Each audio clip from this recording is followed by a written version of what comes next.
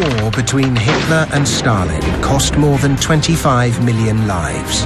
It also saw the disappearance of vast amounts of treasure, including 400 masterpieces from Berlin. Fire in the Flak Tower destroys a huge amount of art. And a famous Russian room. Oh, wow. Made entirely of amber. This was the last place the Amber Room was seen. Yes? Two great mysteries and the hunt for missing treasure. At the end of World War II, the Allies made a series of shocking discoveries. Hidden in trains, bunkers, and deep underground, they found mountains of stolen treasure. That must have been like going into Aladdin's cave. Hitler and the Nazis had looted an entire continent and committed the greatest theft in history. Now, a team of investigators is opening up cold case files of Nazi plunder still missing today. We're talking about things that are worth tens of millions of dollars. Robert Edsel is an expert in Nazi-looted treasure. Hundreds of thousands of objects are still missing. Well, we have a lot of digging to do.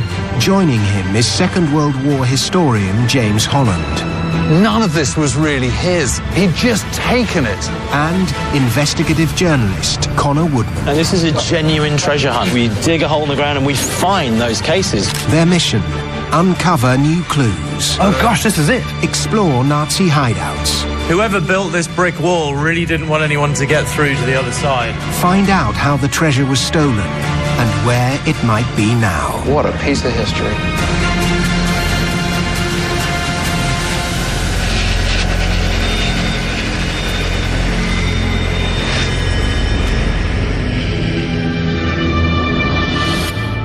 At the headquarters of the Monuments Men Foundation, an organization that has found and returned many Nazi-looted treasures to their rightful owners, Robert Edsel and art historian Dorothee Schneider are launching the team's new investigation, the Berlin Flak Tower mystery. This case involves one of the greatest mysteries of World War II, perhaps the greatest loss of cultural property in modern time. Berlin, early May 1945. Hitler was dead, and the Soviet Red Army's bloody conquest of the city nearly complete. At the end of the war in May 45, a flak tower, or anti-aircraft tower in Berlin, housed some of the greatest cultural treasures in the world, placed there for safekeeping. The Friedrichshain Flak Tower was a mighty fortress near the center of the city. With reinforced concrete walls 4 meters thick, it was virtually impenetrable. Hundreds of masterpieces belonging to Berlin's museums were placed inside, where they should have been entirely safe.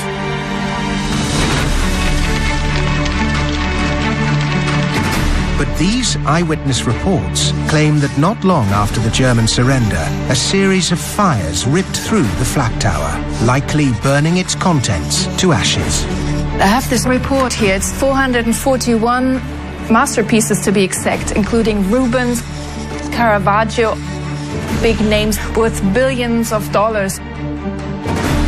This inventory list, prepared at the end of the war, captures the enormity of what may be the biggest tragedy in the history of art.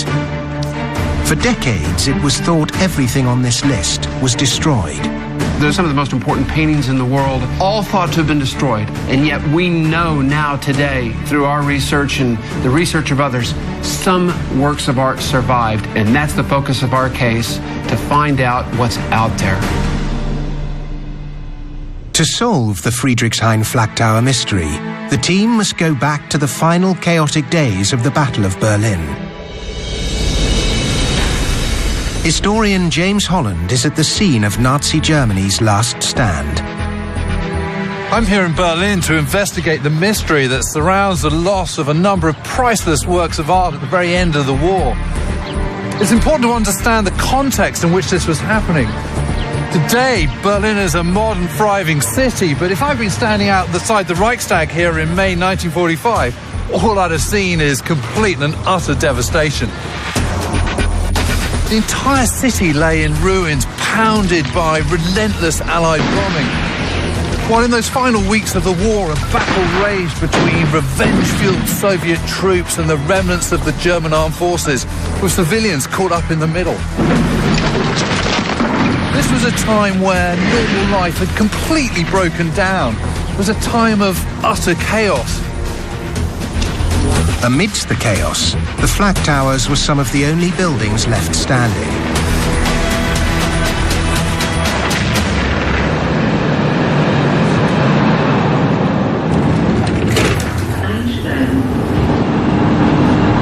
Really early on in the war, the RAF started bombing Berlin, and in response to this, the Germans decided to massively strengthen the city's anti-aircraft defences. And centred to this were 3 enormous flak towers. And actually, you can see on this map really clearly, there was one here at Humboldthain, another one at Zoo, and a third one here at Friedrichshain, where I'm heading now to find out what happened to that art in May of 1945.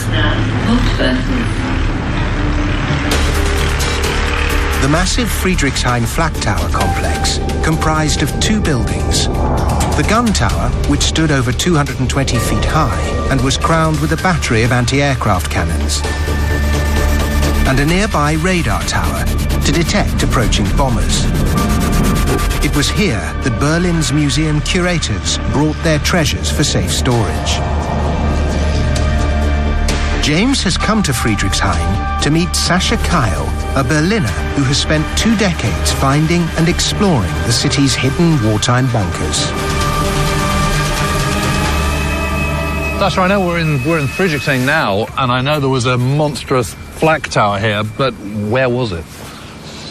See the hill? Yeah. Under this hillock is this. So that's just been buried, effectively. Yeah. Create a hill, cover it in soil, plant some grass, job done. Was there anything you can still see? Yeah, you can see some pieces on top. I can show you. This is one balcony, you can say. Well, it's amazing to see this little bit sticking up. It's just this one piece. How amazing. On May the 2nd, 1945, the Red Army seized Friedrichshain and its counterpart tower at Zoo and found the massive stockpiles of priceless treasure stored in both. But that is where the similarity between the 2 towers ends and the Friedrichshain mystery begins. So, Sascha, let me get this straight. So the Russians take over the Zoo flag tower at the beginning of May, and they do so in an orderly fashion. They put in guards. They know there's treasures there, and they're protected. But they don't do the same here at Friedrichshain. The art is still in the radar tower, unprotected. That is the first idea I would have as an officer, that they ignored everything. No guards were posted at the tower, and no protection was given to the treasures inside. Mobs of desperate Berliners now broke in on the hunt for food, shelter, and anything else they could lay their hands on. There's no guards. People are looting and coming in and out and taking away things. But responsible persons, generals, officers, and guards. Why did they ignore Friedrichshain and let it open to the public or anyone else? Over 3 days, from May the 2nd to the 5th, locals ransacked the tower, taking anything they could find. And then sometime between the night of the 5th of May and the morning of the 6th, there's a fire on the first floor. But this was just the beginning. Over the next 10 days, 2 more blazes erupted on the 2nd and 3rd floors, burning out of control. We're talking about incineration. We're talking about extreme heat, aren't we? Yeah, they burned for days, so hot. When the smoke finally cleared, museum curators entered the tower and found knee-high piles of ash where the treasure once was stored. But for the team, questions remain. Was all the art destroyed? Or is it possible some items survived, spirited away by looters before the blaze broke out?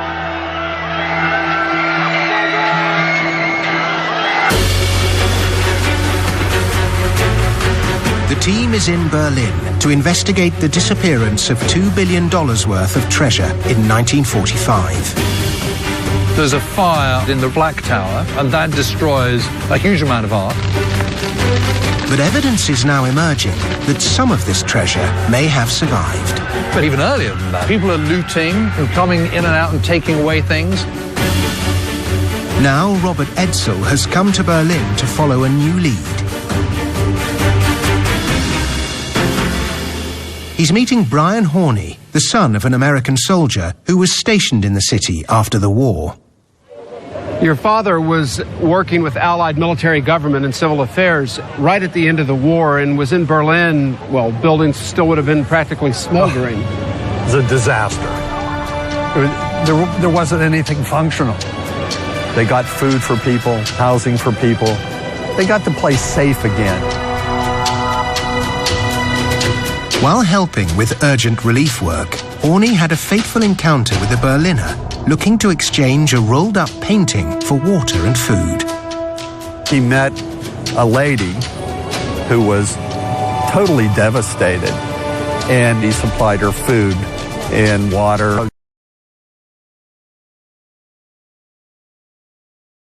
Was just a painting of a Madonna. So he paid her for the painting. What? I don't know. He didn't look at the value of it. He looked at the painting. And it's a beautiful painting. Brian's father returned to Pennsylvania with his treasure, and it remained in the family for nearly 70 years. Until the day Brian took it to a nearby gallery to be reframed. So I took it in, and they said, "Do you know how valuable this is?" I said, "No, I have no idea." The painting was sent to Sotheby's auction house in New York, where it was positively identified as a Renaissance-era work by Italian master Giovanni Boltraffio, a friend and colleague of Leonardo da Vinci. And there was other shocking news. We heard from Sotheby's that it was in one of the flak towers. Sotheby's had discovered the painting on a wartime list of works stored at Friedrichshain and assumed destroyed. The unidentified Berliner had somehow acquired it and sold it on to Daniel Horney. I never knew her name, and he never mentioned it. And no way of knowing where she got it from. None whatsoever. He had no idea where it came from. In 2012, Brian returned this masterpiece to its rightful owners, the Gemälde Gallery in Berlin. Its survival is definitive proof that at least one of the paintings made it out of the Flak Tower intact. But what of the other 440 paintings stored at Friedrichshain, including this work by Caravaggio, Saint Matthew and the Angel, which would be worth tens of millions of dollars if found today? What was its fate? Robert has come to Berlin's Bode Museum to see some items that survived the fire. Not paintings, but statues and sculptures which bear witness to the violence and chaos of those final days of the war. So tell me about this. This is a work that has been in Berlin since the 17th century. And it's a work that was damaged in 1945. It was in the Friedrichshain fire. It also served as a target for soldiers. We don't know if they were Russian or German soldiers. There are two bullet holes that are visible in the back. There's one here that you can see, and another one here in the right shoulder. And the most disturbing is the one in the temple here. Every time I look at this sculpture, I see a child with a bullet in his head. It stands as a testament to part of history. Yes, absolutely. In the museum's basement, Julian shows Robert a relief that also survived the inferno. Well, a Della Robbia. Yes. The Della Robbia were a family in Florence that developed a technical process for glazed terracotta. This relief is extremely useful to understand what happened physically in the Friedrichshain bunker. The heat was so high that the glaze became liquid again, it liquefied, and that ashes that was in the air settled in the molten glaze, which then hardened. This type of glazed first becomes liquid at temperatures above 1000 degrees Celsius. And we know from documents that the second fire lasted for 2 or 3 days. So using this work of art as a way, kind of an autopsy of what took place in Friedrichshain as you described. Yes. So in effect, portions of the lost paintings and some of the other works of art there are evidenced here in fragments. Maybe there are relics of the Caravaggios in the dust that you see here, but we will never know. Extraordinary. Sadly. These damaged works of art are not only evidence of the intensity of the fires, but also lead Robert to the next stage of the investigation.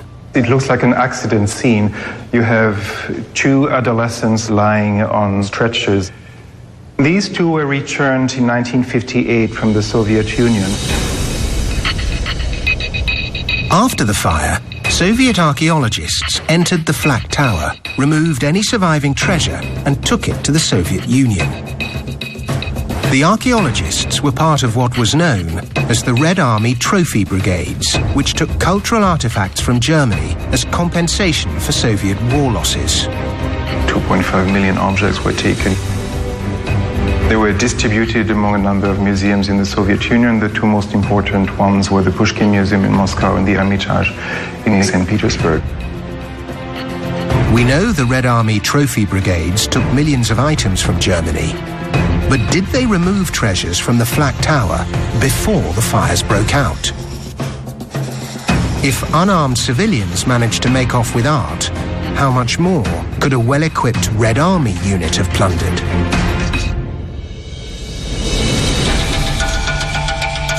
In Dallas, Robert and Dorothée are looking at the Soviets' motive. I think when we talk about Berlin in May 1945, we really have to go back to June 1941 with Nazi Germany's invasion into the Soviet Union. That's really when it all begins.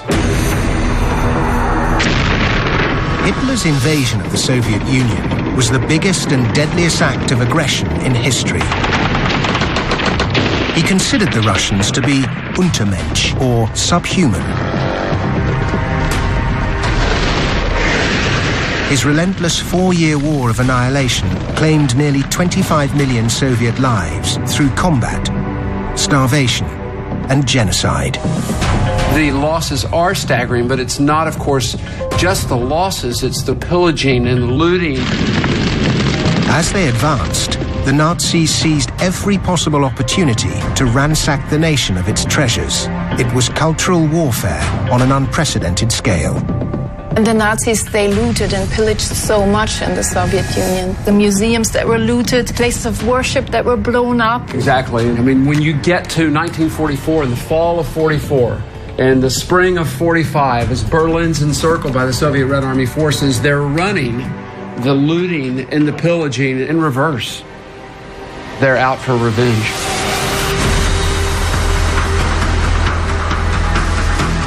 For the Soviets, the loss of one treasure above all others came to symbolize what they'd suffered at the hands of the Nazis. Investigative journalist Connor Woodman is in St. Petersburg to find out more about the theft of this cultural icon and how it drove the Soviets' quest for revenge. I'm about 25 kilometres outside St. Petersburg on my way to Catherine's Palace, which once housed the 8th wonder of the world, the Amber Room. It went missing from here in 1941, stolen by the Nazis, and it's never been found. It's still considered by many to be the greatest art mystery of all time.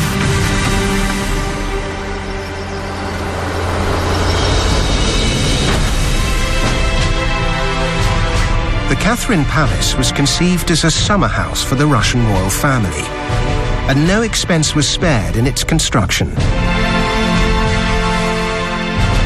But for Hitler's looters, the real prize lay within.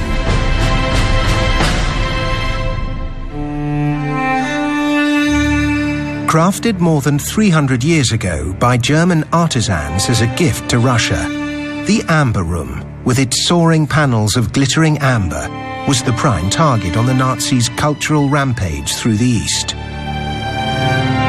Oh, wow. Oh, wow. This is a meticulous reproduction of the original. at this. This is so much bigger than I thought it would be. I had no idea that it would be as vast as this. Когда началась эвакуация музейных предметов из нашего дворца, конечно, первое, что попытались сделать наши сотрудники, это снять наше знаменитое янтарное панно. Но, к сожалению, оказалось, что это невозможно, потому что по ряду причин панно стали осыпаться. Поэтому решено было оставить ее на месте.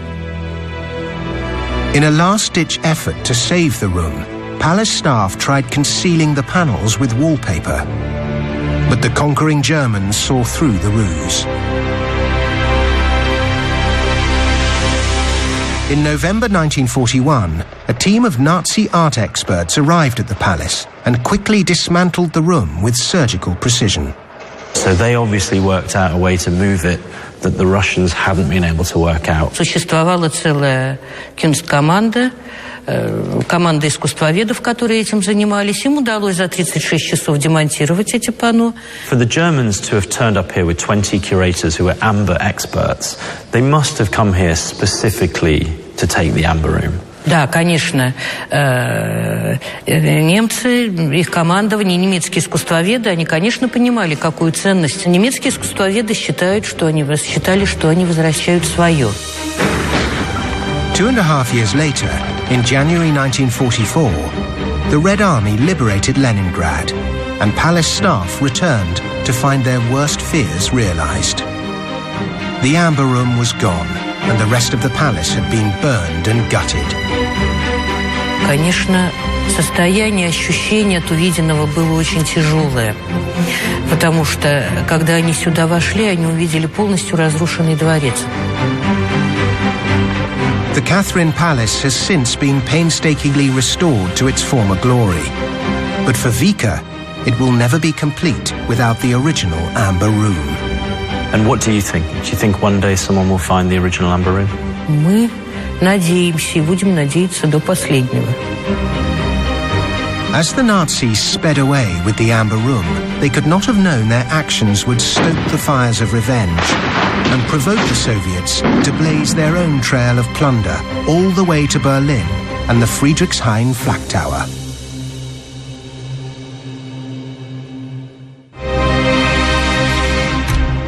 The team is searching for masterpieces taken from a Berlin treasure hoard in the final hours of the war, and the Red Army is a prime suspect. In Berlin, Robert has a rendezvous with Konstantin Akinsha. He was a curator at the Kiev Museum in the early 1990s, and he made a shocking discovery. Stashes of art taken from Germany and secretly kept in the back rooms of Soviet museums. Konstantin, tell me how that came about. What was that moment like when you realized what you'd found? When I came as a young curator to the museum, I saw all these hidden treasures, and I found that half of our collection is not ours. We had works from German museums which we were hiding. Shocked by what he saw, Konstantin investigated further and discovered the Kiev Museum was just one of 50 secret repositories of art taken from Germany by the Red Army trophy brigades. Where did the idea of the Soviet trophy brigades for culture come from? Commodities. The main brigades were not specialized in art. Right. For example, it was a special trophy brigade coming to Germany to collect shoes. So, trains packed by shoes were sent to Russia. Special trophy brigades were collecting hats. So, hats were sent to Russia. And this all emanates from Stalin's view that the Soviet Union has, of course, suffered enormous losses, which it has, Yeah, of course. and that it should receive compensation for these losses. Yeah, and the art was the same. You destroyed our works of art, so we're going to take yours to compensate for the Yeah, losses. all in all, we are talking about more than 2.5 million of objects. 2.5 million objects under the trophy brigade. Yeah, under the trophy brigades, moved to Russia. Following Stalin's death in 1953, the Soviets returned an estimated 1.5 million of these objects to communist East Germany. But that left 1 million works of art still hidden away behind the Iron Curtain. The question now, Were the trophy brigades somehow involved in the Friedrichshain mystery? Constantine is doubtful. The city was in the state of complete chaos, and all around Berlin they encountered problems. They made unbelievable mistake with Tower Friedrichshain. The trophy brigades quickly secured the zoo flat tower and its treasures. But they were delayed in reaching its counterpart at Friedrichshain. All these treasures was there, it was not guarded, and people were coming there. A lot of displaced persons, locals. Of course, soldiers were looking, but like every army had the same problem. So there's Soviet Red Army soldiers that are picking things up to take them back, for which there really was no accounting. Yeah, of course. So things that are lost, perhaps thought to be destroyed, and might show up in Russia at some point in time? Of course, they could be sitting in storages, and we don't know what still could be found there. It seems like the best place to be looking for the missing objects is somewhere in Russia or the former Soviet republics. Of course, but for this you need one thing. You need access to the repositories of museums. I think that some surprises are waiting for us in this repository. How do I get it? That's another question.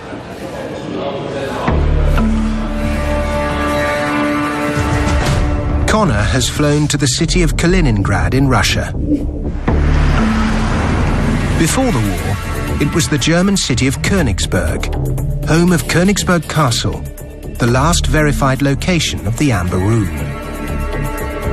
This is all that remains of the structure today. Connor has come to meet with the castle's historian to find out more about the Amber Room's time here, and if the ruins might still hold any clues to its fate. Well, this is it. Wow. Rest of the Royal Königsberg Castle. This was the last place the Amber Room was seen? Yes. According to Nazi records, the room was transported here directly from the Catherine Palace in late fall 1941. Why Königsberg? Why was Königsberg so important to the Germans? In the propaganda, it was like a city fortress, you know. Right. But actually, the castle itself, it's not a fortress. It's more like a palace for the museum here. It's a big museum, big collection. The Nazis filled the castle museum with looted art, and it was here the Amber Room was reassembled and put on display. For Hitler and the Nazis, it was an unqualified triumph. A historic example of German craftsmanship, repatriated to the fatherland after more than 2 centuries in Russia. For the Germans to have sent so much important art, including the Amber Room, to this place, they must have felt like this was a pretty safe castle. Yeah, they, of course. They were never going to lose it. Losing the war was not in their plans. In 1943, the Allies turned the tide against Germany, and Königsberg became a prime target for their bombers. For its protection, the Amber Room was disassembled, crated up, and moved into storage deep inside the castle. This is pretty much where we know the Amber Room was stored to keep it safe from the bombing. So it's quite likely that somewhere along here was the last place the Amber Room was seen. It's an underground level of the building that contains the Amber Room, and after that, just disappeared from the history. The Red Army surrounded Königsberg on January the 15th, 1945, and after a brutal 3-month siege, took the city and its castle on April the 10th. Nazi records show the Germans evacuated at least some of the valuable art housed at Königsberg Castle before the city was surrounded. But were the delicate panels of the Amber Room among them? More than 70 years later, the debate over its fate continues. And where do you think it is? I don't know. There's no evidence of existence in the room somewhere after the war, but some other objects, a lot of documents were transported to Germany, and we found it after the war. And I think if German transported the documents, they actually transported the amber room. Yeah, which would you take first? Yeah. Your documents or your amber room? I know which one I'd take. Yeah. It's possible the amber room was safely evacuated to a carefully selected hiding place before the Red Army surrounded the city. And he's far from alone. There are dozens of theories as to its current location. From a half-finished Nazi bunker near Mamerki, Poland, to an ancient tunnel beneath a church near Gdansk, to a silver mine near Germany's border with the Czech Republic. For all the rampant speculation, only one thing is certain. The Amber Room was the Nazis' ultimate prize. They were desperate to hide it and keep it from falling back into Soviet hands. For Connor, the question now is, where?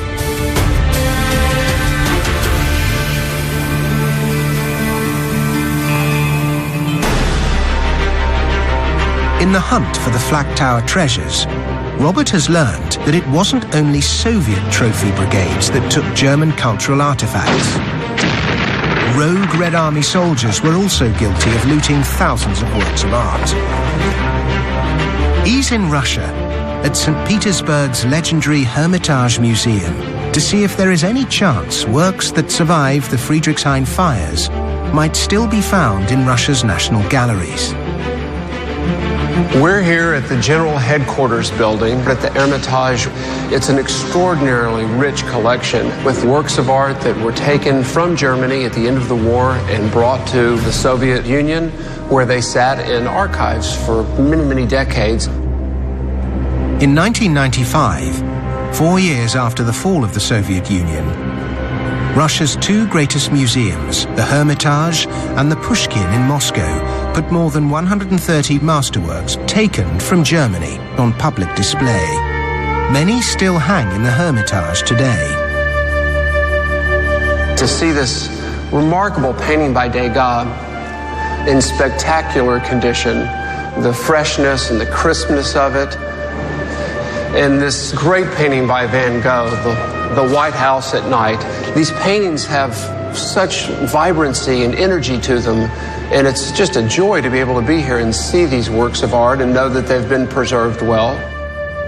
But before they were taken by the trophy brigades and shipped to the Soviet Union, these paintings had once belonged to Germans. They don't come from the Flak Tower, but other collections. Neither the Hermitage nor the Russian government has any intention of returning them. Mikhail Piotrovsky has been the museum's director since 1990 and oversaw the introduction of these contentious paintings. There's controversy about the pictures that are here at the Hermitage in Pushkin that came out of Germany. Yes, well, you know, it's not a problem. We have taken them, we deserve it. There was a war, we won the war, it's okay. But it must be seen by the people, because art is above economics, art is above politics. Art is not an object of property and money. Art is very special. It really belongs to everybody, wherever it is. But what about the treasures at the heart of the Flak Tower mystery? Is there any chance some are hanging in Russia's great museums and galleries?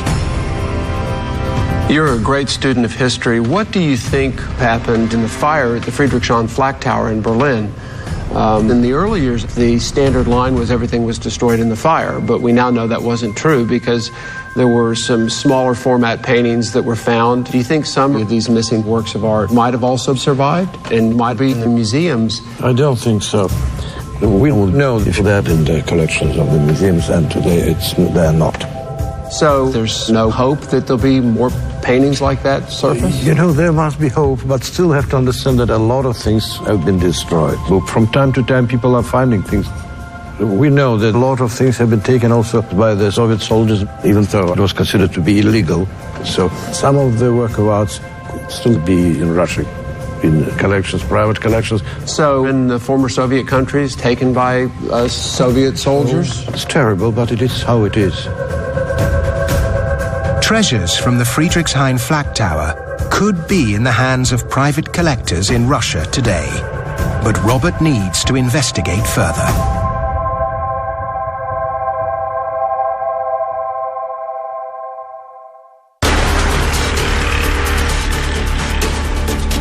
In Kaliningrad, Russia, Connor's investigation into the Nazi theft of the Amber Room continues near the ruins of Königsberg Castle. Well, I'm only a stone's throw from the castle. This is a bunker that's been excavated by the Museum of Kaliningrad. And I'm going to meet a guy here who's got a theory that this bunker and maybe other bunkers are connected by a system of tunnels, and even that the Amber Room might be inside one of them.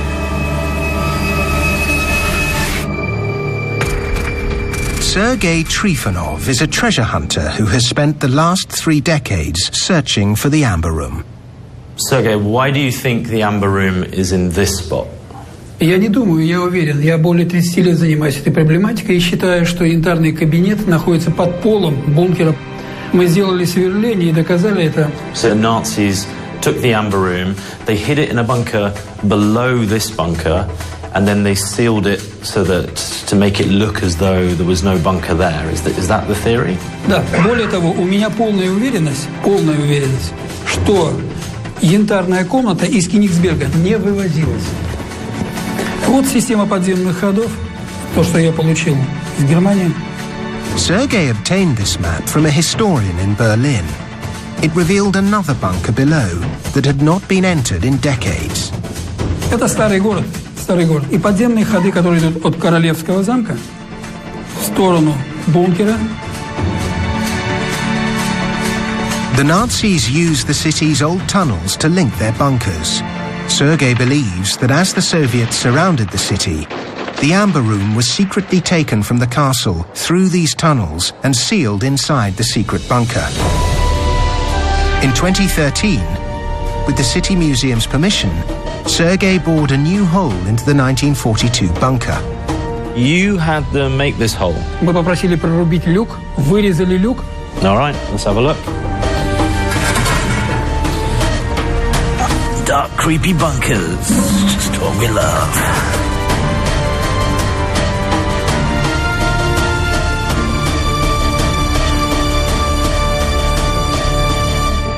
Sergei's excavation revealed a flooded chamber that had to be pumped out before it could be safely explored. Draining the chamber revealed a hastily built brick wall. Okay, so we have an interesting bunker because everything in here is clearly fabricated out of concrete, but at the end there is a brick wall, which is completely different to everything else in here. Sergei recently gained permission to bore a new hole near the top and insert a camera probe to see what lay beyond. It's a really thick brick wall.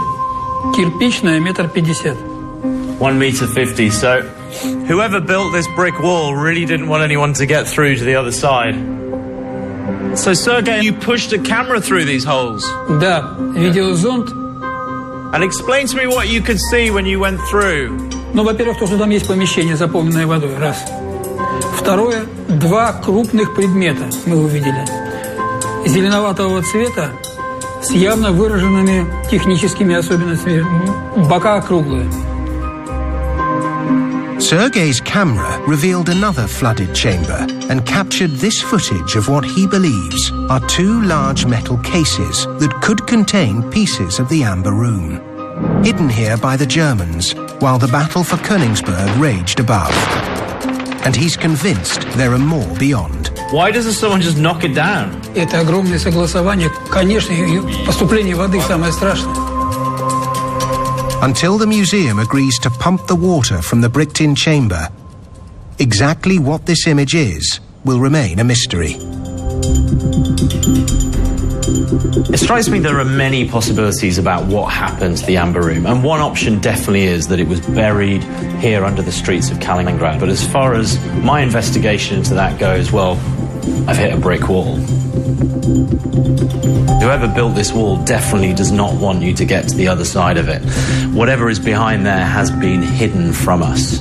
And it makes me wonder why, in the last few years since it was discovered, nobody's knocked it down, especially when you think that maybe waiting behind it is the Amber Room. The whereabouts of the Amber Room remain unknown. But in St. Petersburg, Robert is following an important lead in the hunt for the Flak Tower treasures. He's arranged a meeting with Mikhail Kamensky, the former head of Sotheby's auction house in Russia. When I started to work for the auction house in the 90s, I met a lot of people who were the proud owners of treasures that they inherited, and the provenance was German museums. When you say inherited, you think inherited from someone that was a Soviet soldier? From soldiers who were in Berlin and who brought these trophies back to the Soviet Union. During the Soviet era, possession of looted art was illegal. But in modern Russia, the situation has changed. So I want to understand this because this is such an important point. If individuals here have these works of art that they've inherited from a Soviet Red Army soldier, they are the legal owners. They are the legal owners. Inside Russia, they are the legal owners. According to Mikhail, in the years after the collapse of the Communist bloc and the Soviet Union, Russian bankers began buying up and amassing large collections of art that once belonged to Germany. I won't ask you to name names of works of art, but have some of the works of art that you've seen in the course of time in these private collections, are they as important or more important than some of the works at the state collections by Van Gogh and Degas and others? Many of them are from museums, so of course they are museum quality. But international law put a stop to the bankers' venture.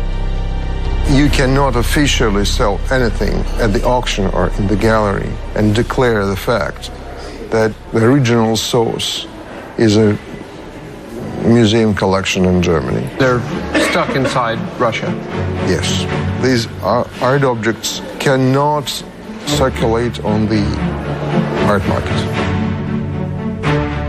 So in the case of the Friedrichshain Flak Tower, there were these enormous fires thought for the longest while to have consumed all of the works of art inside.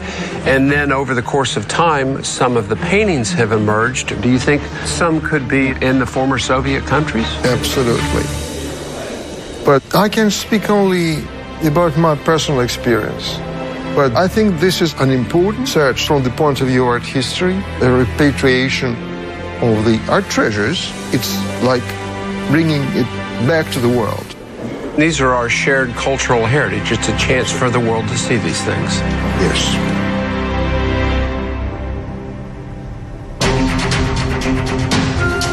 We just heard confirmation that works of art that were taken out of Germany at the end of the war, masterpieces worth millions of dollars, museum-quality pictures, are in private collections inside Russia. In fact, I think it really gives us hope that works of art, perhaps some from the Friedrichshain Flak Tower and many, many others that are missing, are in Russia and may, over the course of time, emerge. The hunt has taken the team from Germany to Russia.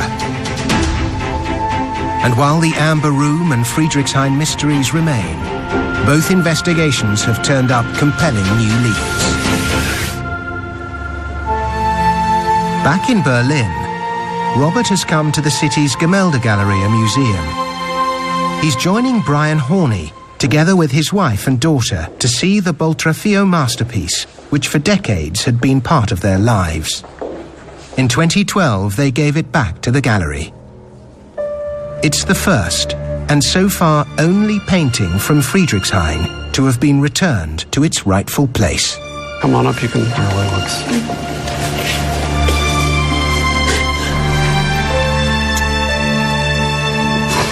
I'm sorry. That's great. How do you feel seeing it back where it once was? I'm sad, but I'm happy at the same time, because she's home. And you must be proud of your parents for making this decision to bring it back. Mm-hmm. I'm very proud of him. Your father was an officer in the Army and played an important role in Berlin getting back on its feet. in the devastation of the city in May 1945. Were he here with us today, how do you think he'd feel to see this painting that now has come full circle hanging on the wall of the Grimaldi Gallery Museum? You know what I think he'd say? My work's done. I enjoyed it, and I'm proud of it. I really do. We knew it belonged here, and we want the people here and in other parts of the world to see it too, and enjoy it as much as we did. Well, you've done a good thing, and I know the museum in Berlin is hugely appreciative, and of course all the people that'll have a chance to see this now that wouldn't have had a chance before. And it really gives hope to how many other pictures that were also in this flak tower in Friedrichshain that might also have survived.